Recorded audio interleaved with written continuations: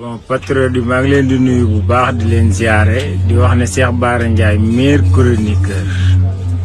yàlla xam na ko meilleur chroniqueur la parce que Cheikh Bara Ndiaye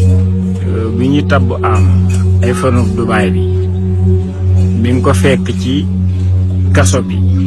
waaye bi mu ci génnee benn émission bi mu def lim ci analyser amul kenn koo xam ne def na ko kon mooy meilleur chroniqueur parce que loolu la yàlla dogal loolooy li am ku bëgg ak ku bañ parce que ay fanub Dubaay bi moom dafa ñëw xamal nañu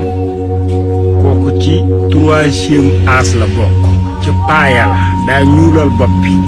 te loolu moom lu leer la ku gis yii nii boo ko xoolee rek da ngay xam ne am 3e as la yaakaar naa moom 70 ans war na ko am 70 ans loolu nag Sénégal soxlaatut genre président yooyu soxlaatun genre président yooyu dañu bëgg ay président yoo xamante si nii ay ndaw lañu doon nekk ay ndaw yoo xam ne yu bëgg seen réew lañu doon yu ànd ak détermination ba pare gëm Afrique mais yooyu noonu yëpp benn néegu ci am beneen bi ci topp am kenn xamu ko dañu ko indil kenn xamu ko loolu moom lu wér la parce que li nit di am muy base politique moom wutu ko amul base politique parce que dafa jàpp ne base politique mooy xëy nekk à la une ci journaux yi non loolu base journaux la base journaux loolu bokkut base politique mooy électorat loolu ay am mbind la moo xamante si nii ñi la koy def amatuñ crédibilité moo tax suñ la dugalee ci seen journal yooyu ngay nekk à la une da ngay ñàkk crédibilité te à la une bala nga koo war a mën a nekk da nga ko war a mérité wërta nekk loo xam ne da ngay dem di ko fay pour nekk à la une moo tax yow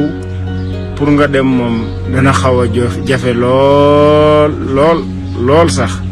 beneen bi topp ndafa amul xel yeewut mënul politique daa yorub xaalisam di ko tasaare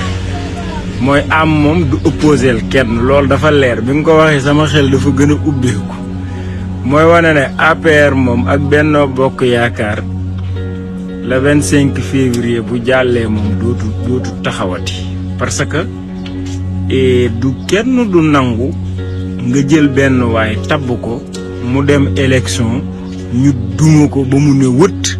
keneen di ñëw di la yanul parti bi mooy wane ne politiquement APR dee na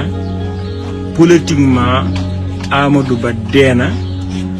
politiquement Ndafa dee na politiquement PSP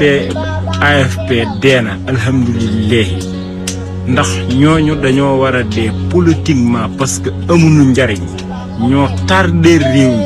te incha allahu rabbi loolu la ñuy sant vague 2024 bii yéen ñëpp la ñuy dégager parce que ay défaillant ngeen Cheikh Bara Ndiaye jërëjëf yàlla na sa jaamu yàgg retour bi am na solo.